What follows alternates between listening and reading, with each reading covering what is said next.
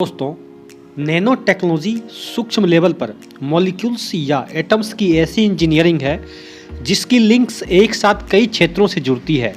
इसीलिए इसमें मौके भी खूब हैं। आइए इसमें अवसरों के बारे में जानते हैं। वैज्ञानिकों का मानना है कि दुनिया का शायद ही ऐसा कोई क्षेत्र होगा जो नैनो टेक्नोलॉजी से अछूता होगा।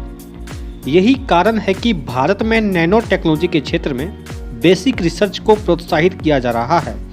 साथ ही इस क्षेत्र के विकास के लिए ट्रेंड और सक्षम मानव संसाधन तैयार किए जा रहे हैं। नेशनल साइंस फाउंडेशन का अनुमान है कि 2025 तक नैनो टेक्नोलॉजी एवं उससे संबंधित क्षेत्रों में 70 लाख ट्रेंड प्रोफेशनल्स की आवश्यकता होगी। इनमें से करीब 20 लाख प्रोफेशनल्स रिसर्चर्स और इंजीनियर के रूप में होंगे। नैनो टेक्नोलॉजी में क्षमता है कि ये भविष्य की दिशा और दशा तय कर सकता है। दोस्तों, अब जानते हैं कि क्या है ये नैनो टेक्नोलॉजी। यह विज्ञान, इंजीनियरिंग और टेक्नोलॉजी की वह ब्रांच है जो अति सूक्ष्म यानी माइक्रोस्कोपिकल चीज़ों के क्षेत्र में काम करती है। इसका उपयोग chemistry, biology, physics, material science और इंजीनियरिंग के क्षेत्रों में किया जाता है। नैनो टेक्नोलॉजी से agriculture, energy, environment, medicine, electronics, information technology, textile, defence, cosmetics, automobiles, sports equipment आदि क्षेत्रों की चुनौतियों का तकनीकी समाधान करने की असीम क्षमता है। इसका उपयोग वर्षों से पॉलीमर और कंप्यूटर चिप में किया जा रहा है। कोर्स के लिए एबिलिटी नैनो टेक्नोलॉजी के वर्क स्पेस को देखते हुए करीब एक दशक पहले से ही इसमें विभिन्न तरह के कोर्स ट्रेंड में है।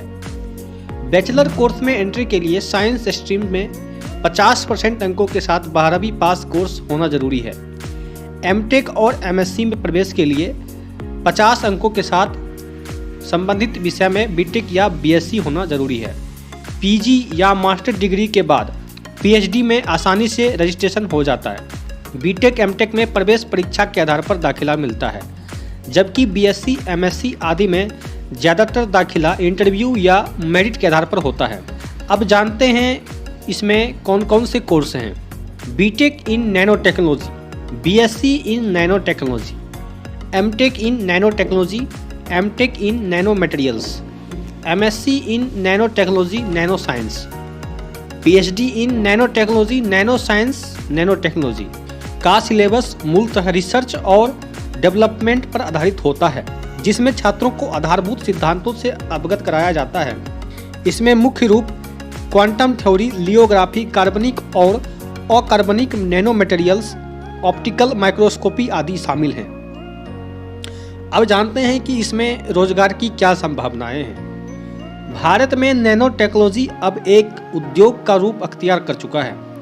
इसमें संबंधित स्किल रखने वाले छात्रों के लिए रोजगार का बहुत अवसर है।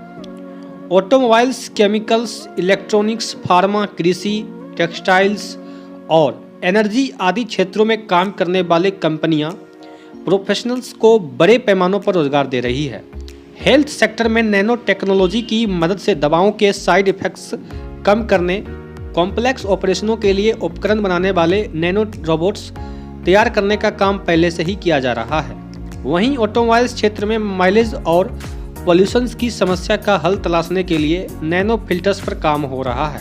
इन सब को देखते हुए न सिर्फ भारत बल्कि विदेशों में भी विभिन्न कंपनीज की लैब में नैनो टेक्नोलॉजिस्टों की भारी मांग है। अब जानते हैं कि इसमें कौन कौन से प्रमुख काम हैं। नैनो टेक्नोलॉजिस्ट रिसर्चर, इनका काम 100 नैनोमीटर या छोटे छोटे मॉलिक्यूल्स के बारे में अध्ययन और रिसर्च करना होता है। ये सभी प्रकार के माइक्रो ऑर्गेनिज्म पर रिसर्च करते हैं। रिसर्च साइंटिस्ट, इनकी मदद से ही नैनो टेक्नोलॉजी के क्षेत्र में माइक्रोस्कोपिक पार्टिकल्स पर होने वाली रिसर्च की प्रक्रिया को अंजाम दिया जाता है। इनका पूरा फोकस रिसर्च पर ही होता है।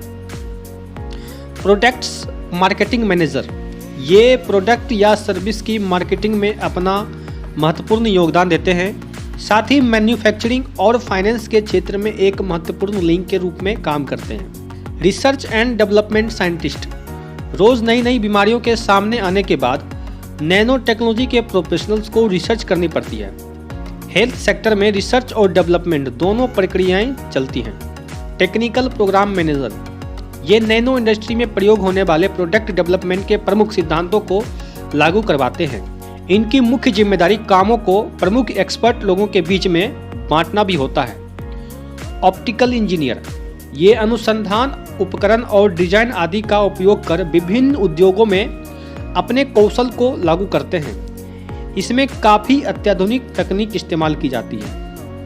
एप्लीकेशन इंजीनियर का काम नैनो टेक्नोलॉजी के क्षेत्र में यूज होने वाले सॉफ्टवेयर एप्लीकेशन को डिजाइन करना, विकसित करना और परीक्षण करना है। ये ग्राहकों की प्रतिक्रियाओं का भी मूल्यांकन करते हैं। अब बात करते हैं सैलरी पैकेज की।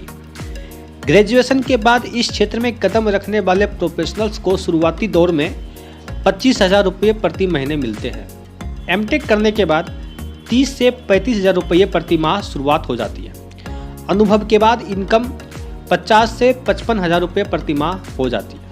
नैनो टेक्नोलॉजी के चलते बाजार में छोटे और इफ़िशियंट प्रोडक्ट्स उपलब्ध कराने के लिए बहुत ही ज़्यादा कंपटीशन है। यही कारण है कि आज ऑब्जेक्ट्स के आकार को छोटा और मजबूत करने की होड़ सी मची हुई है। इस तकनीक को माइक्रोस्कोपिक मशीन बनाने का विज्ञान कहा जाता है। नैनो टेक्नोलॉजी विकसित करने के लिए दुनिया भर में बड़े पैमाने पर रिसर्च हो रहे हैं। नैनो टेक्नोलॉजी के जानकारों के लिए electronics, medicine, automobiles, bioscience, petroleum, forensic और डिफेंस जैसे तमाम क्षेत्रों में असीम संभावनाएं रही हैं। भारत में नैनो आधारित प्रोडक्ट्स को बढ़ावा देने के लिए पिछले एक दशक से बहुत सारे स्टार्टअप उद्योग स्थापित किए गए हैं। ITC, Ranbaxy, Sun Pharma, Cadila, GlaxoSmith, Johnson and Johnson, Hindustan Unilever, IBM, Intel, GE automobile